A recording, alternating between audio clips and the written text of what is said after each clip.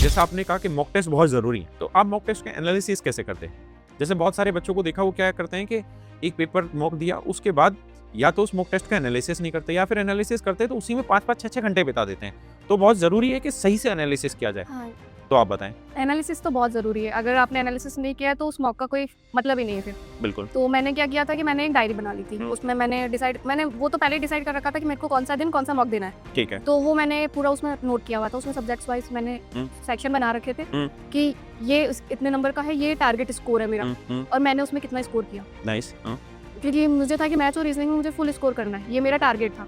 और इंग्लिश में मुझे जो मेरा टारगेट था वो मैंने लिख के ऐसे मैंने सब्जेक्ट्स वाइज उनको बना लिया था। फिर मैं कोई मॉक देती उसमें मैं लिखती कि अच्छा अभी मेरे इतने कम हुए, मेरे 2 क्वेश्चन गलत हुए, वो क्यों हो गए? मैं उस क्वेश्चंस पे जाती। मैंने उस क्वेश्चंस को देखा, अच्छा ये सी मिस्टेक, क्योंकि बहुत से क्वेश्चन तो हम मैथ और रीजनिंग में सी मिस्टेक की वजह से भी गलत कर सकते हैं। तो वो सी मिस्टेक हुई तो मैंने क्या किया कि मैं सी मिस्टेक में क्या गलती कर रही हूँ। मैं बहुत जल्दी पढ़ रही हूँ तो मैंने कोई पॉइंट ही छोड़ दिया। मैंने जल्दी में मैंने कि हिंदी और इंग्लिश में जो होता है कि कभी-कभी क्या होता है कि आप इंग्लिश में पढ़ रहे हो, आपको समझ आ रहा है, बट उसका थोड़ा-सा आपको डाउट लगता है तो आप हिंदी में भी पढ़ो। तो कि इस वाली गलती की वजह से भी आप कुछ पॉइंट्स छोड़ देते हैं। जेन्युइन। हाँ, तो मैंने इस तरीके से, और जैसे कि ये एक कोई क्वेश्चन बिल्कुल नया आ गया, तो मैं उस क्वेश्चन को नोट कर लेती थी।